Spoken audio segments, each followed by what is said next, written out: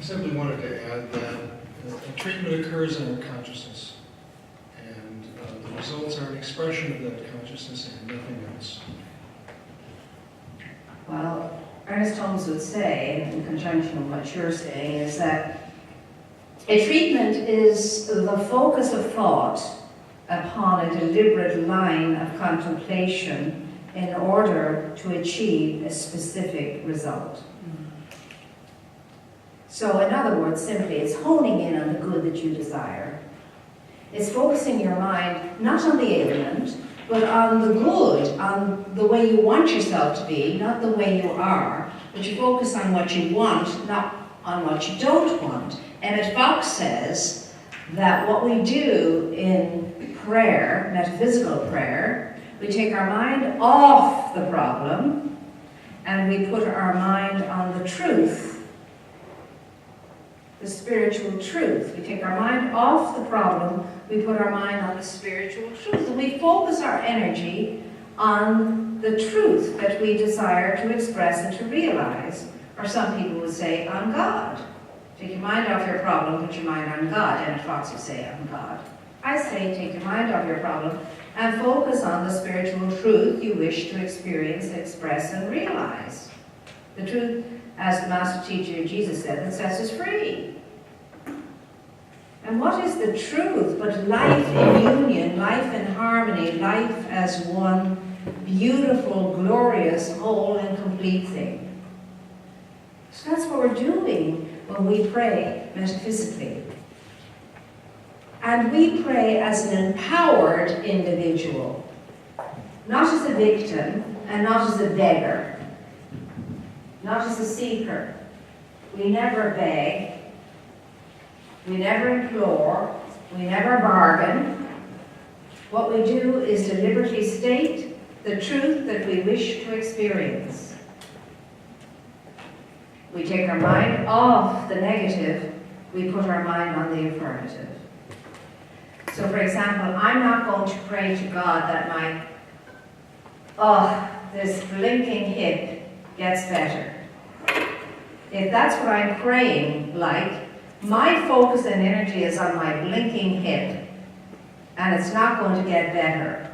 Why? Because what I focus on, I empower.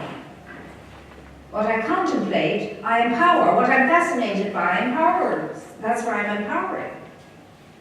So, here's the thing. Here's a sentence that rocked my world. If it's not in your mind, it's not in your experience. Write it down. If it's not in your mind, it cannot be in your experience.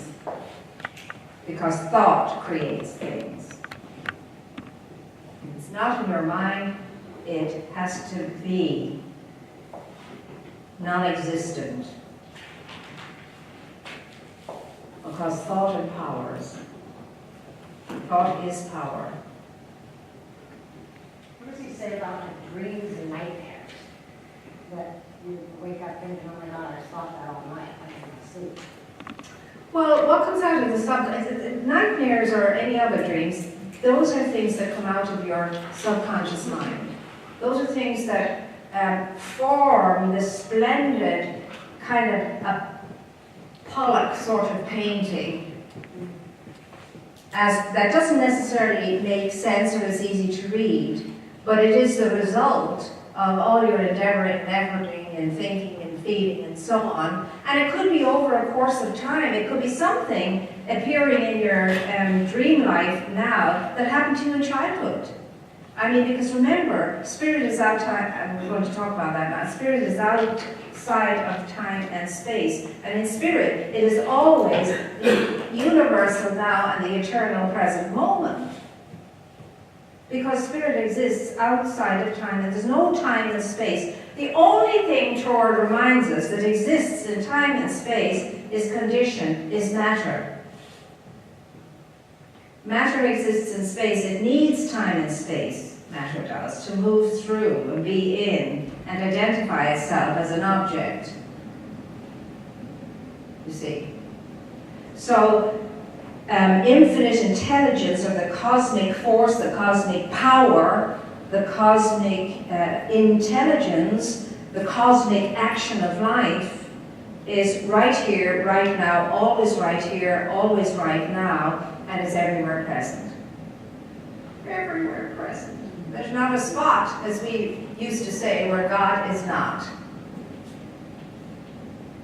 Now this is a whole amazing array of another level of thinking for us to be able to grasp with our human minds, our finite minds, and yet there's something within us that can do that. And the something that is within us is that which is beyond our humanity, more than our humanity. It's the greatness, the knower within, that does that through us. And we do it much more successfully the more we less identify with our humanity and the more we identify with our divinity. And that's how Buddha did it, and that's how Jesus did it, and that's how anybody who's accomplished that integration and that harmony of mind, body, heart, and soul did it. They stopped identifying with the conditions, the conditional life of humanity, and started to identify with the unlimited, unconditional life of divinity. They took their mind off the condition and they put their mind on the truth. Until eventually the truth became so one with them, they didn't know where divinity began and humanity ended, or humanity began and divinity ended. It was the integrated self, and they call that becoming consciously Christed.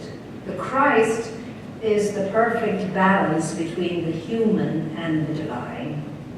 Jesus succeeded in that like no one else did, before or after. Buddha succeeded too, and all of those whom we deem enlightened. Now here's the thing, everybody is enlightened, but not everybody is consciously enlightened. Everybody is Christed, but not everybody is consciously Christed.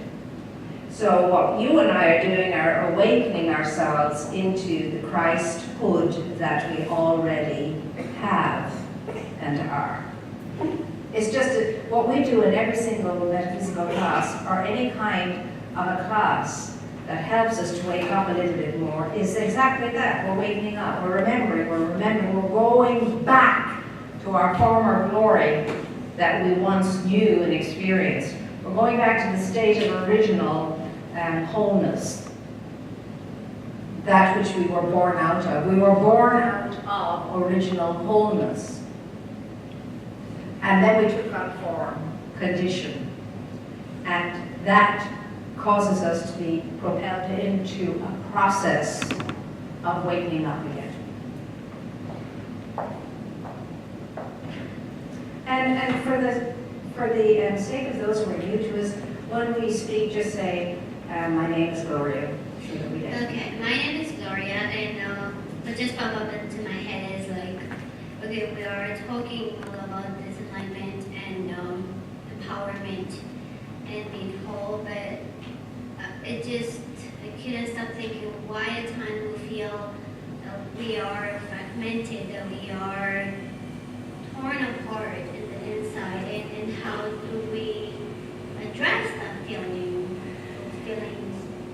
If we are this great divine thing, why is it so much of the time we feel torn apart and fragmented? It's very easy, really. It's because that's where we keep our consciousness, on fragmentation, on pain, on sorrow, on sadness, on disappointment, on not enoughness, lack, limitation, and so on. That's why. That's the only thing. It's the illusion. It's great, the illusion of negativity.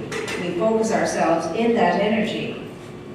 And you and I in class, our task is to try and wake ourselves up enough to recognize when we've gone negative. And say, isn't that interesting? I got up feeling very well this morning, and by lunchtime I was so depressed I can't tell you. And if you think back to what you were thinking about from then until lunchtime, you say, oh my God, I can't believe I was thinking about that. It could be something from years ago or something that's just happened. So you say, okay, enough already, and you change your mind.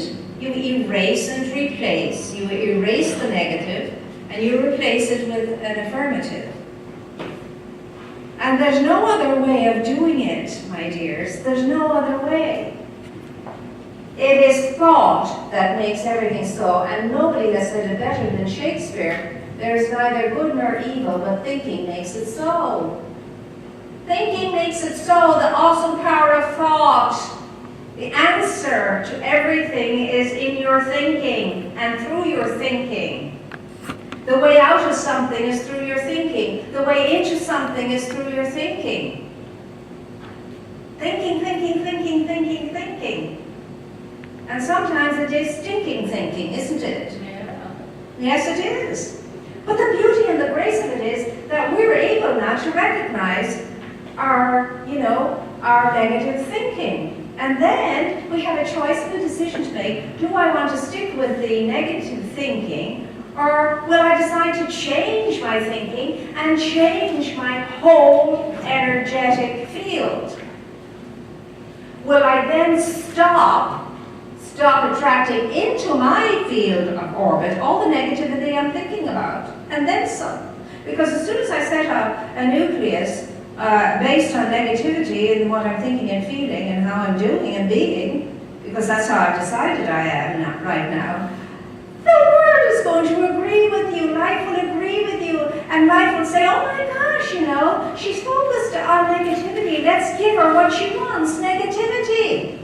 And it'll all come dashing in to support your thinking, because life supports your thinking, always, without fail. Nothing good nor bad but thinking makes it so. But it's the same when you're thinking affirmatively.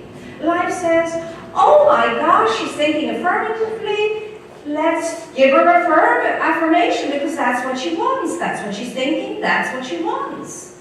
So all of that beautiful, wonderful affirmation comes spilling over us, coming at us into our orbit. And that happens every single time without exception. There is no exception to that rule. Thought rules the world. Consciousness rules, is infinite rules. Consciousness rules, and thought rules my world, my individual world. And the question is, do I rule my thought, or does my thought rule me?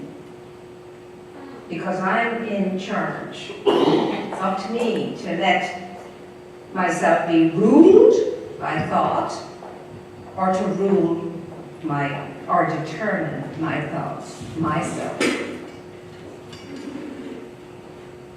Right now I'm remembering how I believe you shared when we made a decision to take action on that in the affirmative direction.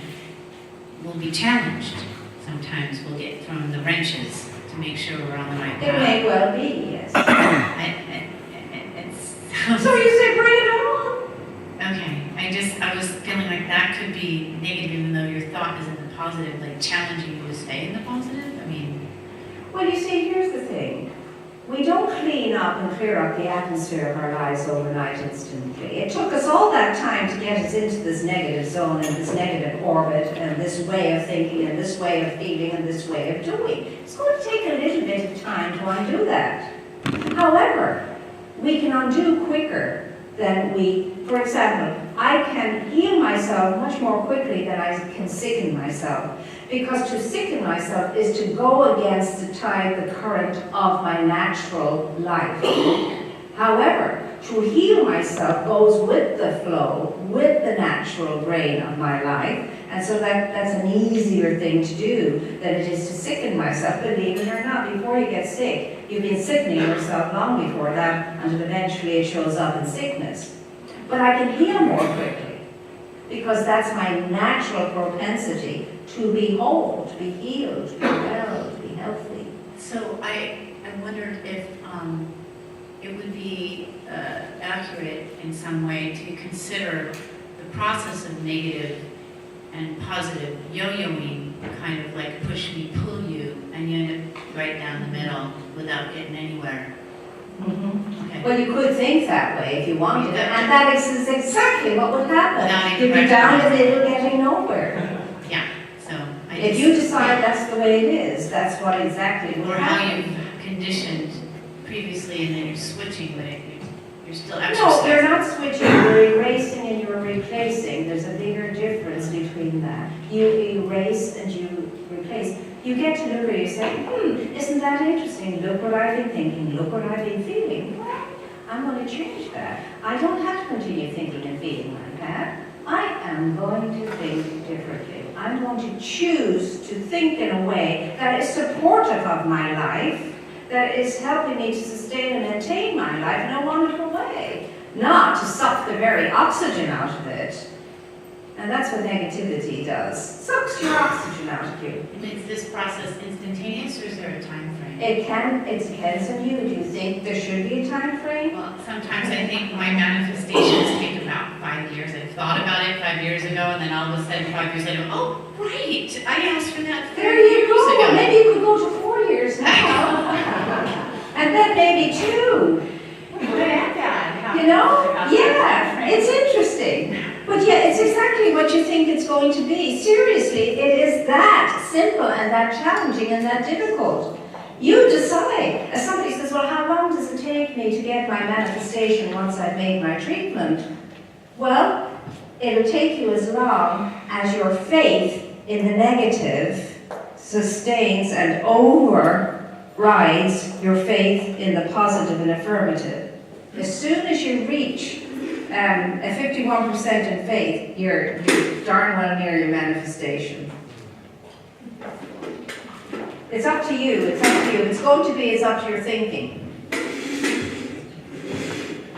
I am Gregory. I often think of negative thoughts like a really, really hot potato that you've taken off the grill.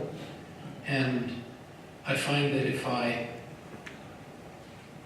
want to focus on something that's positive, something that's comfortable, something that feels good, that I like, that's good for me, instead of taking the hot potato off the grill, I take something much more pleasant off the grill. And the distraction of the thing that is pleasant and good takes my thought away from the hot potato. Well, that's a very lovely symbology, and what I got from that straight away was, yes, I will pick up the hot potato, but I'm going to drop it like a hot potato too. I don't think so. You know what I mean? Exactly. Because that's what I do when I pick up a hot something. I drop it immediately. Now, would that we could drop our negative thoughts as quickly as we could drop a hot potato. I love that analogy. I love that analogy. Because we could. It could become as simple as dropping the hot potato when we find we're thinking negatively. Drop it, stop it. Oh no, but I am so victimized and martyred that I am now addicted to my martyrdom and my whatever. And it's not as easy as it sounds. It is not easy. Nobody ever said it was going to be easy, but easy doesn't mean it can't be, not easy doesn't mean it can't be hard, doesn't mean it can't be done. Of course it can. My name is Greg on this planet. I feel like we're naturally, biologically inclined to find suffering, to find negativity, because that's a survival mechanism. That's what's in our brains. That's how we've survived and gotten to live this life that we've got to today, is through always trying to improve our lives. So I feel like we're naturally inclined to find negativity. We're naturally inclined to rationalize it and to surround ourselves with people who make us feel right and it's familiar to us, and that's how we. That's us as humans, and it's a conscious decision to always fight that. So whether it takes 5 years or 4 years or a day, every single day you focus and realize what your brain's is literally trying to trick you into living your life, but you have a pretty good life. Like my life's pretty damn good, and I need to remember that and think it and make it how I want it to be. Well, Greg, thank you for reminding us of that, because we have pretty darn good lives, no doubt about it. 65 million people are wandering around this planet looking for a safe place to be, to pause, to be able to take care of their children, to feed their children, to keep their children safe, find a roof over their head. 65 million, and that's just a start. So yeah, thank you for reminding us that we have it pretty good. But what you're describing is what Ken Wilber would call the first phase of life, where we are surviving, and where we're, as survivors, we're inclined to be more attracted to victimhood and so on, woe is me, and suffering and all of that stuff. And then the second phase is, of course, when we grow up and move into adulthood. But and that doesn't happen like, I'm finished with childhood now I'm in adulthood.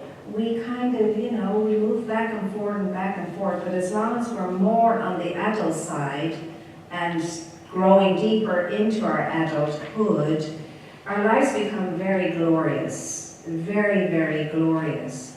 And I'm not in any manner or means, it's not that I don't have the deepest of compassion for people who have suffered a great deal. I don't care for whatever reason, whether it's their own fault or the fault of somebody else. I mean, suffering is suffering. I have the greatest compassion for that. And it's not about that. And sometimes people think that people who are embracing science of mind and spirit are cold, kind of cold and more kind of mentally oriented, and don't have the heart that understands suffering and sorrow and sadness, which is so not true. Until we learn how to do it compassionately and kindly, what we're endeavoring to do is to not agree with people's victimhood, not to agree with their desperation, not to agree with less than good circumstances and so on. Because to agree with it is to be in sympathy with it, and to be in sympathy with it is to empower it. To be in sympathy with it is to not move the energy in a more healing, affirmative, positive direction. That's what that means. And so until we learn how to do that with the compassion of a Mother Teresa and the kindness of a Dalai Lama, we may fumble a bit. But nevertheless, that's why we sometimes are taught to be sort of cool. Because we're not going to say, oh, you poor thing, you're so good, you don't deserve that, and he's a rotten son of a gun, and she's a you-know-what's-it, and really, that's not what you deserve. What we would respond to is, I am so sorry that this has happened in your life. I understand your pain. Now tell me, how can I help you? What is it that I can do to help you find a way through this? Find a healing process for yourself. What is it that I can do for you? Because whatever that is, I'm very happy to do it. And you empower the person. You don't disempower the person by sympathizing with them. And sympathy means, look, I find somebody in a hole and I'm so sorry for them, I jump into the hole with them to keep them company. Now there's two people in a hole. What help is that? Instead of going and getting help to get the person out of the hole, I'm jumping in there with them. Now I've done it, I know, in the past, I don't know about you. But it's really and truly no help to anyone. So, we're endeavoring under whatever circumstances we're in, whether it's our own selves, not to victimize ourselves, not to, martyr ourselves, but to be vulnerable enough and intelligent enough to be vulnerable enough to share with somebody we trust, not so that they can sympathize with us, but so that they can, for me anyway, slap me up the side of the head and remind me of how empowered I am. And how, if this came into my life, good will come out of it somehow, but only if I know it, only if I'm looking for it, only if I can feel it, only if I can think it. You see, so it's all about empowerment, empowerment, empowerment, empowerment. Hi, I'm Dee Dee. I'm not ready to walk on water or anything yet, but I've studied some form of metaphysics since I was 16 years old. Because of my upbringing, I knew that I had to reprogram the garbage that I was taught from this horrible family, or father, I should say. But one thing I learned back in the day, and I've proven it over and over to myself, is you get that little tickle, sore throat in your throat, and I learned just think to yourself, what am I finding difficult to swallow? And when I reason myself through that, it's always something that I am finding difficult to swallow in my life in some form or another. This little magic happens with my husband, and he no longer has that sickness rate before Christmas. Every year before Christmas, he's spending the money on the kids. My husband would get a sore throat, and he'd feel really sick, and he couldn't help but shop. And I would say, you know, you're finding this difficult to swallow. I know, honey, but I'm going to continue shopping for our family. But if you know my husband, you can ask him today, does he ever get sick before Christmas? And he does not anymore. So he's kind of Over it. over it, yeah. So it's like it's little small things like that you can prove to yourself on, like finding a parking spot in a parking lot. It's Christmas time, the place is packed, it's set up before you even drive into the parking lot. I'm going to get a parking spot right about over there, and it's always there, always there. And the reason why it's always there is because Dee has absolute faith that it's there. Of course it's there. Why wouldn't it be there? Now, if I could have the same faith about a diagnosis that a doctor will give me that I have in knowing I can darn well find a part of the space anywhere, that diagnosis would mean no thing at all. That would be rendered null and void if I had the same faith in that. If I had the same faith that that paper cut, can you believe the pain caused by a paper cut? Yeah, it's felt in your whole body. Well, if I had the same faith that I have in knowing that this is a paper cut, it's painful now, but it'll go away. If I had that same faith or that same disposition and feeling around anything else that might appear, it would go away. Because I'm not feeding it with energy and fear and anxiety. And every time I go into fear and anxiety about something, I'm agreeing with it. I'm saying it is so. I'm agreeing with it. So what you and I do is we disagree with it. We say, "'Tain't so." I don't think so. My name is Jim. My apologies to Greg, I didn't hear everything that you said, but I did hear the word faith. And one of the things that I want to stress, at least in my life, is that I learned in the first two steps of prayer, there's never anything to fight. The idea of a fight of anything is a complete illusion. We are one, and we simply need to affirm that rather than to turn to the idea that there's somehow a dichotomy or a dualism in the way life goes.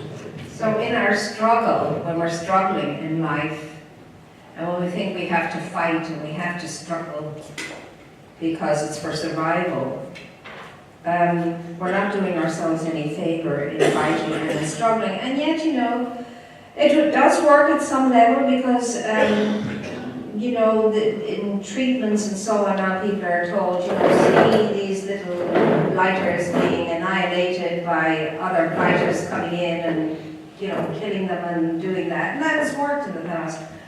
But what we as metaphysicians endeavor to do is to take our mind off all negativity and to go into the understanding and the realization that life is on my side, life supports me, life is with me and for me, and I'm going to know that, and I'm going to trust that, and I'm going to allow that, and to understand the meaning of resist not evil, we are told, and that never made sense to me as a child.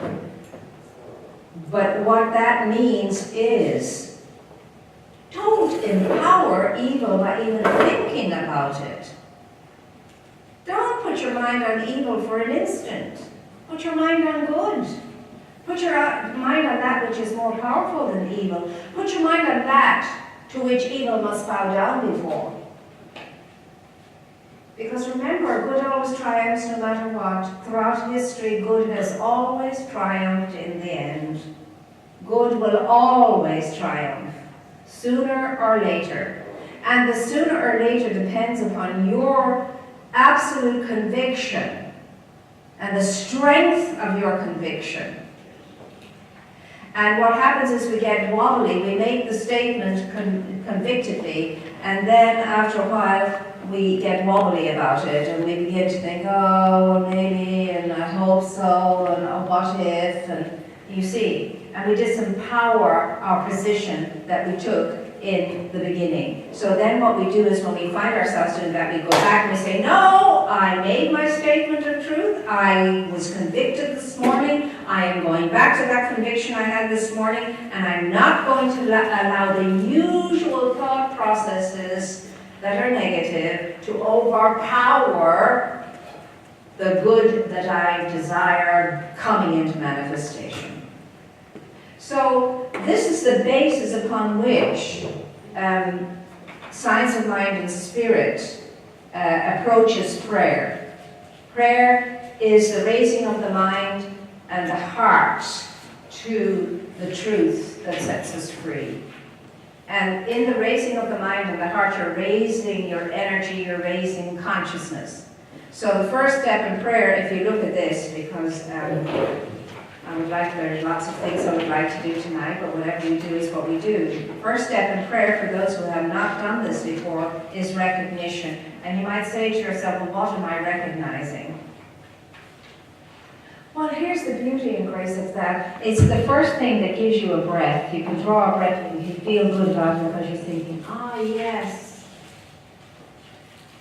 Whew, there's always that I can turn to that is so powerful and so immediately present to me and is so ready to assist me, because this infinite intelligence of life is a very real and present help, and ever, ever, ever ready to respond to what I desire.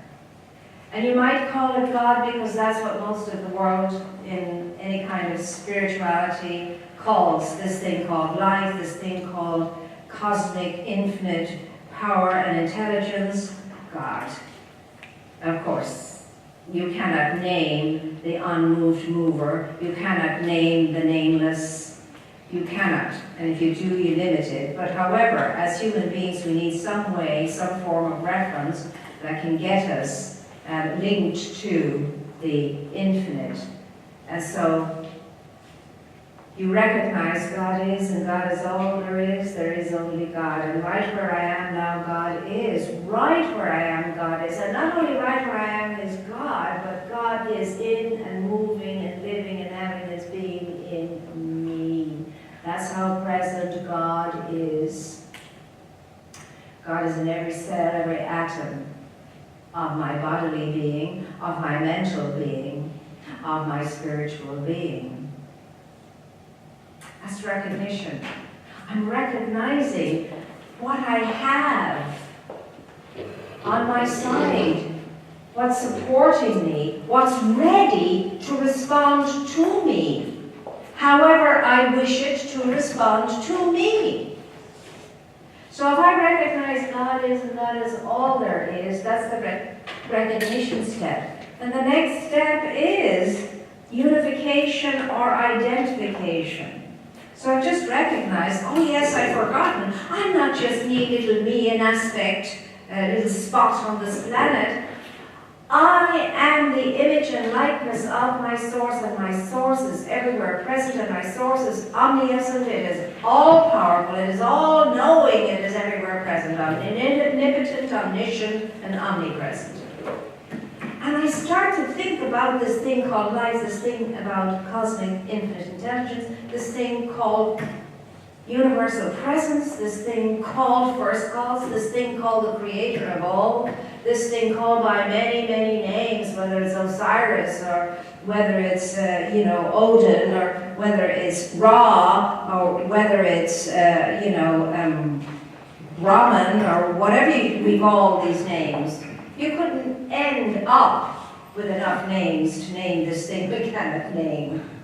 But this thing that is so present to us, so personal to us, that we are so full of, and that is so full of everything that is, it just excites and delights you to know I'm not a lone individual at all. I'm an individualized expression of that which is mighty and magnificent, and all powerful, and all knowing, and all giving, and all providing. And everything I wanted to be, it is. And whatever I wanted to be, I wanted to be through the way of thinking. Thinking makes it so. So if I think like I used to think once upon a time, a long time ago, in a land called Ireland, You should be mad. here, the Almighty, and here.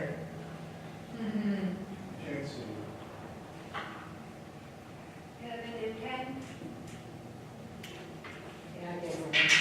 You did. She gave me one of these super briefings. Okay, this is me here.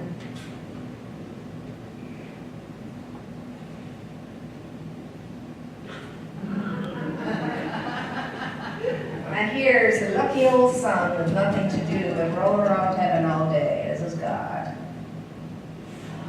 Well, here is God, the all-magnificent and the all-good. And here is me, down here, a miserable, wretched sinner. And never the twain shall meet. Because how do you get from being a miserable, wretched sinner down here, light years away, from all that is good and holy and wholesome up here? The dichotomy of that. And that's what many people who grew up as Christians in Christian communities were made to think and feel every day of our lives. Lord, be merciful to me, the sinner. Mea culpa, mea maxima culpa. Through my fault, through my most grievous fault. Okay. Now we're going from that. There is no separation in God. There absolutely is no separation in God. Everything is godly, everything is godly, everything is godly. The floor, the ceiling, the good, the bad, the indifferent, all are godly. Every single individualized expression of God in every human being has the very same amount of divinity in them as anyone else. No more, no less divinity than Jesus had or Buddha had is in every single one of us that arrives on this planet. Now, in some of us, it is more awakened than in others. It's snoring and unconscious in some. And then it's alive and fully present in others. And all various shades in between. So what I'm doing here is settling down my mind, calming myself, by entering into this awesome understanding that my answer to everything is in the recognition of the godliness that is in everything and everyone, but most especially right now in me. God and all God's magnificence and glory is in me now. Yes, even though I have one wheel out of my wagon and I'm just limping along. Nevertheless, the full power, the full essence, the full presence of the Almighty, the magnificent, the wonderful, right here. And I'm recognizing it. And I'm saying, how blessed am I?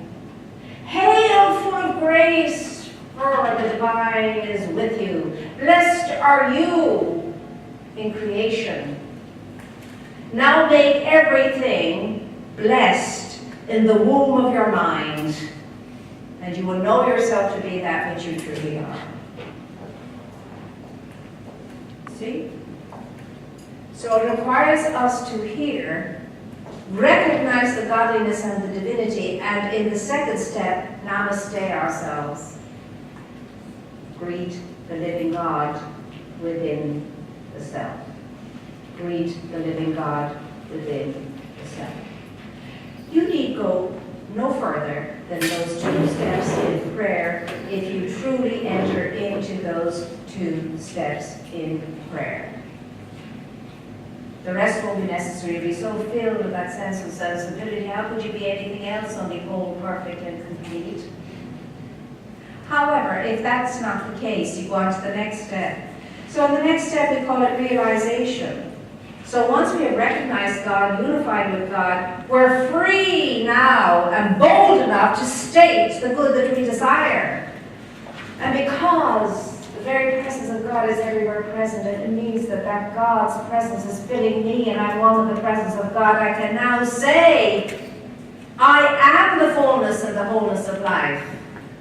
My mind is whole, my body is whole, my emotions are integrated, unified and balanced, and my soul supports the truth that I'm knowing now. I am the whole essence of spirit in mind, body, heart, and soul. There's not a spot in me where the divine is not in me. Everything I am is godly, so I shall choose to think in godly manner. I shall choose to feel in godly manner. I shall choose to know myself as godly, whole, and complete. And there's no thing in the exterior world or in my own inner thoughts that can impede or interfere with this truth that I am knowing now, for I am identifying with my own image and likeness of the godliness that I am. I am coming into agreement. I am knowing myself now as the divine knows me, as its own beloved in whom it is well pleased, etc., etc., etc. And when you get into it, it's all about energy. It's not about the words you're speaking. It's about the feeling you're. When they come in afraid and frightened and so on, you want to get them to the place where they're ready to say yes to the truth that they want to realize. And so you spend time, what could be better than contemplating the attributes of God, praising God, blessing God, thanking God, being just in the presence of God for no other reason than the delight of being in the presence of God. And then, oh my God, and I'm a reflection of this. I am this. Well, if I'm this, of course I know myself to be the whole life of spirit in expression. That's why. But it doesn't matter. The steps are only learning wheels. This is only learning wheels. I mean, these are just like learning how to ride a bike. You need some wheels. And that's what the steps are. Just learning wheels. And then you go on then to be grateful. To remember to be thankful and grateful. When Jesus healed the 10 lepers, one came back to say thank you. And he said to them, we're 10 of you not healed. Where are the other 9?